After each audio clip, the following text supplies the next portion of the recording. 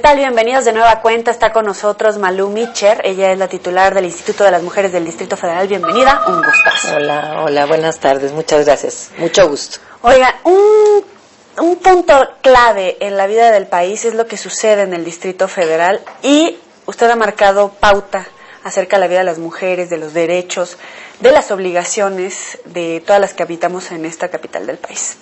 ¿Cuál es su principal logro? Bueno, yo creo que es un trabajo colectivo, precisamente porque todo el gobierno de la Ciudad de México se ha encauzado a un solo objetivo, que es la defensa, la protección y la prevención de los derechos humanos de las mujeres. Eso es lo que hemos hecho. Nos hemos abocado a que tanto la Asamblea Legislativa como el Poder Judicial, como el Poder Ejecutivo de esta ciudad, caminemos juntos con una sola ruta, con una carta de navegación, que es los derechos humanos de las mujeres. Así es que creo yo que hemos trabajado muy bien, pero no es un trabajo sola, es un trabajo colectivo, gracias al trabajo conjunto con la Secretaría de Salud, con la Secretaría de Educación, con la Procuraduría de Justicia, con quien hemos hecho un trabajo maravilloso. El doctor Mancera, bueno, es nuestro gran aliado. No se diga con la Secretaría de Gobierno, con la Consejería Jurídica y con todas las dependencias y por supuesto con el jefe de gobierno, porque no es fácil tener a gobernantes que tienen en la mira a las mujeres, que tienen en la mira de la política pública en qué va a beneficiar esto a las mujeres. Y eso es lo que orientó siempre nuestro trabajo. Todo lo que hacemos en la Ciudad de México tiene que hacerse una pregunta: ¿en qué beneficia esto a las mujeres? Pero eso es con base en lo que hace el interés de las mujeres que viven en el Distrito Federal. O sea, se podría, si por ejemplo en Guanajuato hubiera ese interés por alcanzar esas libertades, o es más bien por parte del gobierno que quiere dar esas garantías. Yo creo que no es un asunto de voluntades nada más, son nuestros derechos, es un asunto de justicia. Y la Ciudad de México se ha transformado en una ciudad de vanguardia, en una ciudad de derechos, en una ciudad de libertades, precisamente porque hemos tenido, dijéramos, han confluido, se han alineado los astros de la sociedad civil, del movimiento feminista, de un gobierno de izquierda que tiene como objetivo la igualdad, que eso es muy importante, y por supuesto los tres poderes hemos trabajado conjuntamente.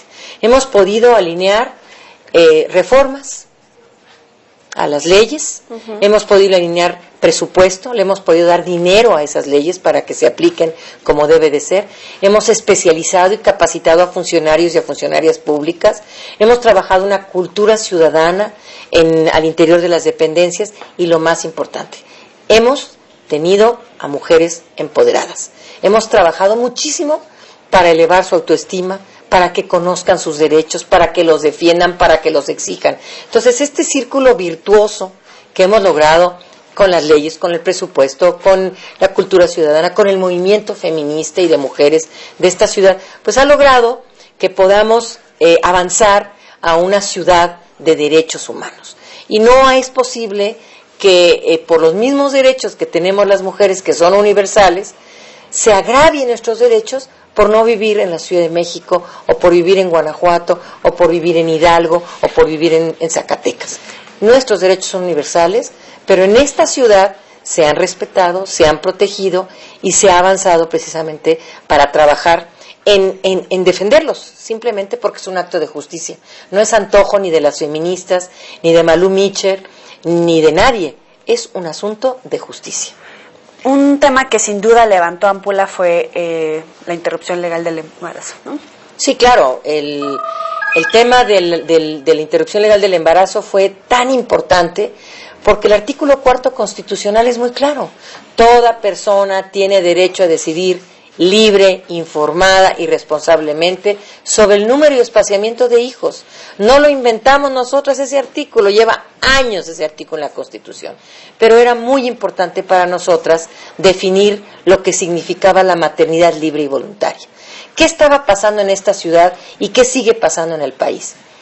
Hay fundaciones que afirman que hay más de 100,000 muertes clandestinas por aplicarse o por meterse un gancho o por someterse a personas irresponsables, a abortos inseguros, insalubres, que mueren precisamente por haberse puesto en condiciones de absoluta falta de sanidad. Esta ciudad no podía permitir que siguieran muriendo mujeres, no podía permitir que en la clandestinidad las mujeres se pudieran poner en manos de nadie. Entonces, por eso avanzamos en estas reformas. Y decía la parte conservadora que iba a haber colas y colas de mujeres. No es cierto. Para las mujeres no hay paz en el corazón cuando tienen que interrumpir su embarazo. No es una decisión fácil, pero hay muchas razones por las que debemos apoyar la decisión de las madres, la decisión de las mujeres, la decisión sobre su cuerpo, sin dañar absolutamente a nadie, porque están ejerciendo un derecho que es suyo, que les compete y que además les da la posibilidad de continuar con un proyecto de vida, ya sea porque están muy pobres, ya sea porque no planearon ese embarazo, ya sea porque en este momento no pueden seguir teniendo más embarazos y corre riesgo su vida. En fin, teníamos que proteger los derechos humanos de las mujeres, porque México ha asignado tratados internacionales, convenciones de derechos humanos de las mujeres que las protegen y que hablan precisamente de una maternidad libre y voluntaria y de no meter bajo ninguna circunstancia a la cárcel a nadie. Y entiendo que el nivel de reincidencia para practicarse un aborto es bajísimo en comparación con otros países. Las mujeres que interrumpen legalmente su embarazo en esta ciudad, que además ya llegaron de todo el país, sobre todo del Estado de México, donde se les va a meter a la cárcel o donde se les inculpa de asesinas, etcétera, etcétera, como en otros estados, las mujeres en realidad llegan, fíjate bien, se informan, se les dice, va a pasar esto, vas a tener estos síntomas, eso es lo que se llama el consentimiento informado. Uh-huh. Y después de que tengas esta información, tú vas a tomar la decisión si quieres o no interrumpir tu embarazo. Eso es lo que hacemos en esta ciudad, se les da consejería, se les da acompañamiento y también todas las mujeres salen con información de cómo prevenir un embarazo y salen con algún método anticonceptivo para no volverse a embarazar. Uh-huh. Por eso hay muy pocas posibilidades de que vuelvan a tener esta situación de tener que interrumpir su embarazo. Pero si lo vuelven a tener, serán bienvenidas, no pasa nada. Estamos en un Estado laico y es responsabilidad del Estado proteger los derechos de las mujeres. Además del Estado de México, ¿qué otras entidades son las que principalmente de las que vienen?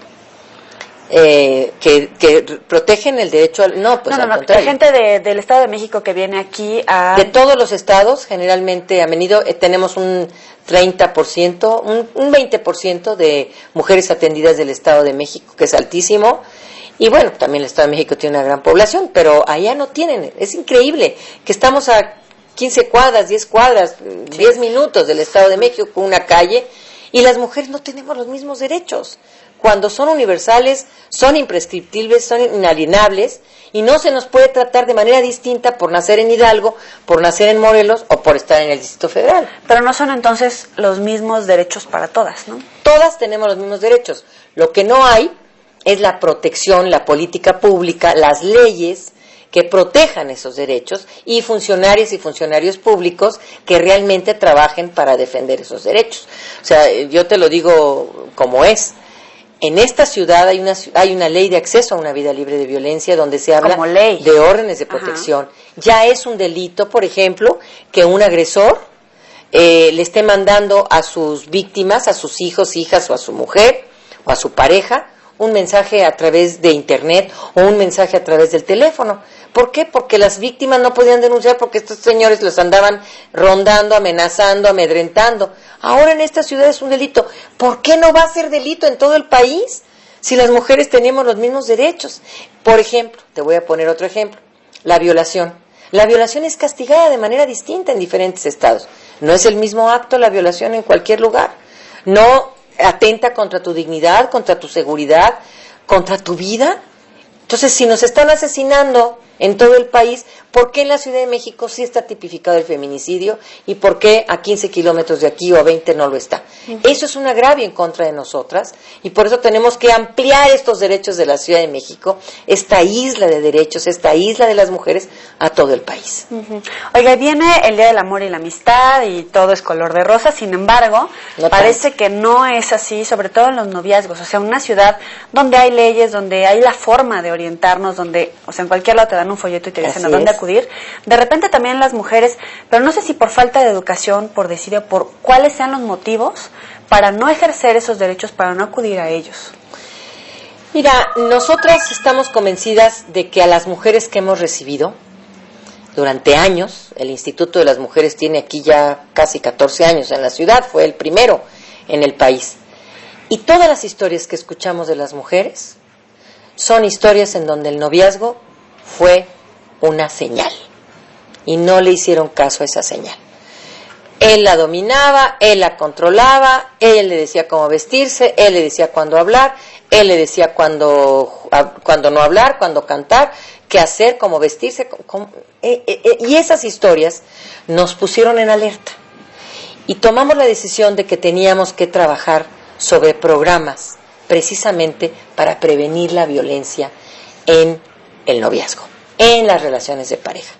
Las mujeres acuden a nosotras, fíjate qué historia. Las mujeres acuden a nosotras y nos dicen, hable con él. A ver, espérame, vamos a hablar contigo. Necesitamos que te empoderes. Estás en una situación de desigualdad. No hablas, no decides, no te comunicas, tienes que callarte, no vas a casa de tu mamá, te tienen absolutamente amenazada. Entonces necesitamos hablar con ella para empoderarla, para que entonces, ya que está empoderada, ahora sí vamos a platicar tú y yo. Vamos a hablar entre iguales. Y la violencia contra las mujeres es una señal de que algo está fallando, es un abuso de poder y es algo que a las mujeres no les queda claro. Creen que el amor no acaba, el amor acaba. Y el amor no tiene por qué ser un amor violento, un amor donde te amenazo, un amor donde te amedrento, un amor donde te puedo hasta matar. Uh-huh. Entonces, por eso necesitamos en este febrero, el mes del amor y la amistad, decirle a las chavas y a los chavos, decirle a papás y a mamás, decirle a las autoridades de las escuelas que no pueden bajo ninguna circunstancia tener relaciones, fomentar relaciones de odio, de violencia entre niños y niñas, entre chavos y chavas, en las parejas, en las familias, porque lamentablemente eso después desencadena relaciones muy agresivas, muy violentas y asesinatos. Finalmente, si tú a un niño y una niña le regalaste, al niño le regalaste la pistola, le regalaste el tiro al blanco, le regalaste el bat, y le dijiste que además con la pistola y con la violencia la vida de los demás le pertenece, y todo lo puede lograr a través de la violencia, y a la niña le sigues regalando el té, la muñequita, y le sigues diciendo que su razón de vivir es lavar, planchar, trepar y vivir a través de los hijos e hijas, estamos administrando y trabajando más por la desigualdad. En términos de estadísticas, ¿hay algún repunte o algún índice que haya bajado notablemente a través de las campañas que ustedes hacen? Sí. Nosotros podemos medir porque las mujeres y los hombres, pero sobre todo las mujeres y los chavos jóvenes, denuncian.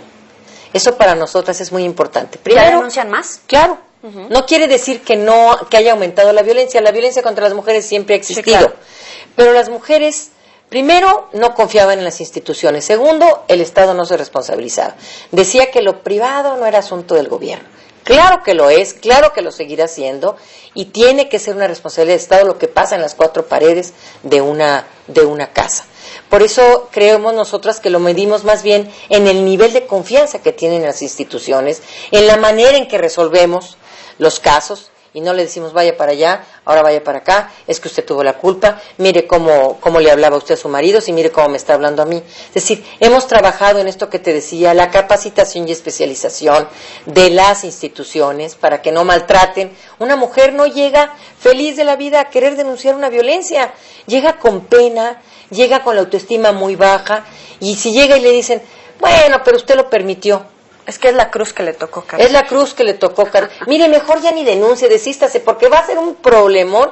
Vamos a tener que traer al agresor y usted va a tener ahí que Pues ni modo, así tendrá que ser y así tendrá que ser la justicia para las mujeres. Distinta porque la violencia contra las mujeres no solamente atenta contra nuestra vida, sino tiene que entenderse como también violencia institucional, esa que cometen funcionarios y funcionarias públicas en contra de nosotras que llevamos años viviendo violencia, por fin nos animamos a que alguien nos ayude y nos acaban de amolar diciéndonos que pues la culpa la tuvimos nosotras porque nosotras lo permitimos. Eso parece, manda Malú. Vamos a hacer una pausa ¿Cómo no? y al regreso pues le vamos a preguntar a Malú respecto a su posible candidatura a la senaduría aquí en el Distrito Federal y ya volvemos con ustedes.